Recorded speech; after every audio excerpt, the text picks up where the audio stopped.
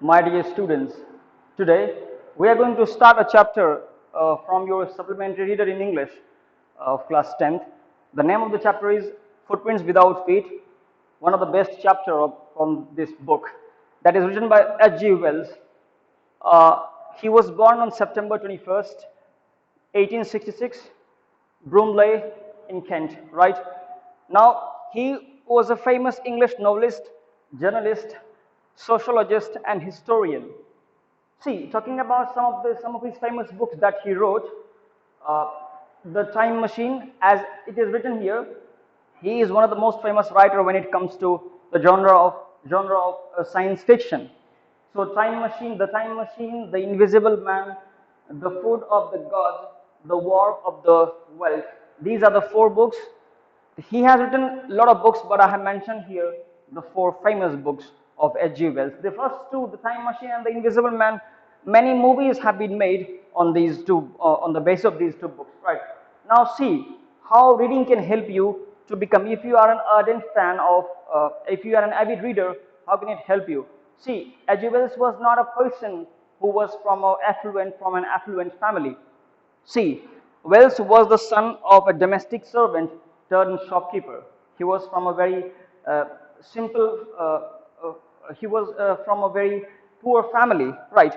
Because of his inexhaustible love of reading, he won a scholarship and went to London University, and there pursued his bachelor's degree in biology, and then became a science teacher. If you want to get more information about the writer H.G. Wells, you can search on the internet. You'll find out lots of more information about the writer. Now, my main intention is today to discuss the main sequence of events of the chapter, Footprints Without Feet.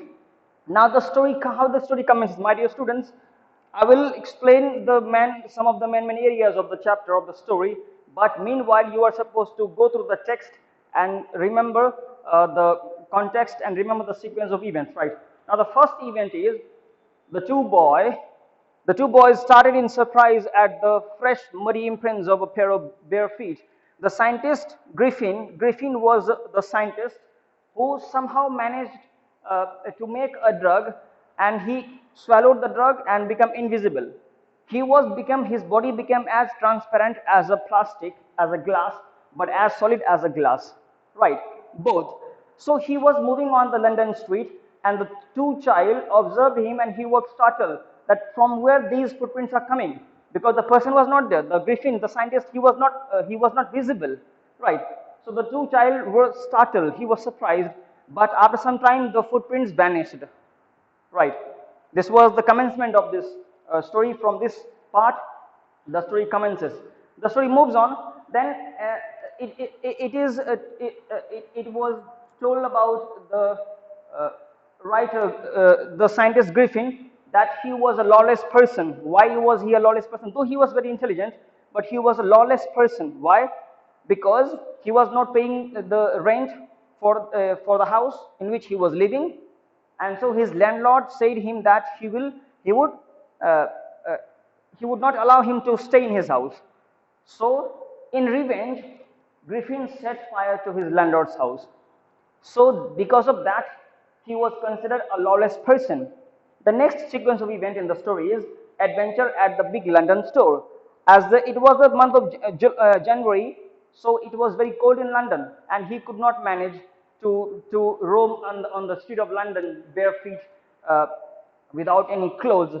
So he went inside. He went into this shop, and at the time when he entered, the shop was about to close.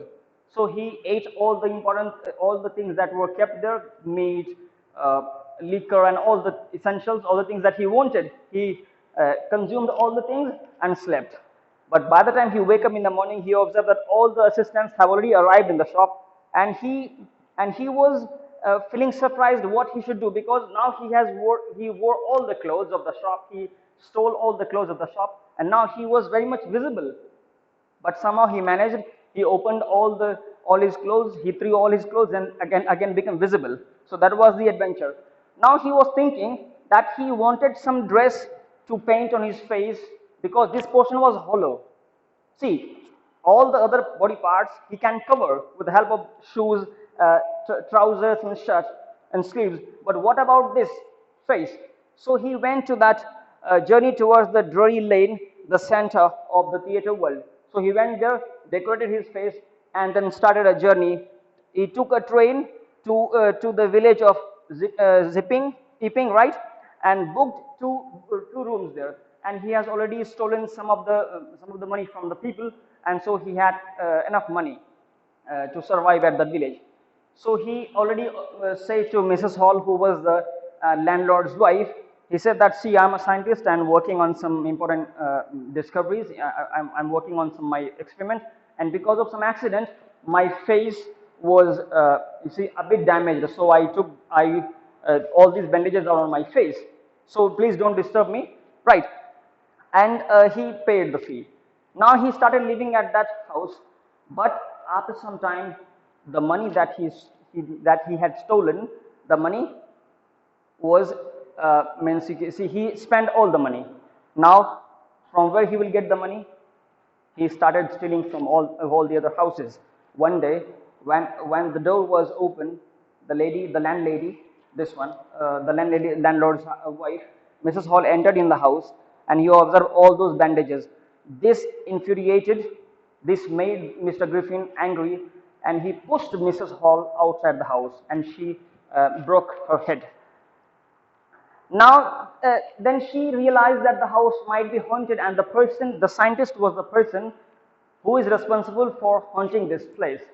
So she criticized him a lot, and later, when it was revealed that one day what happened, this Griffin, he was so infuriated, he was so angry that he opened all his bandages and closed them.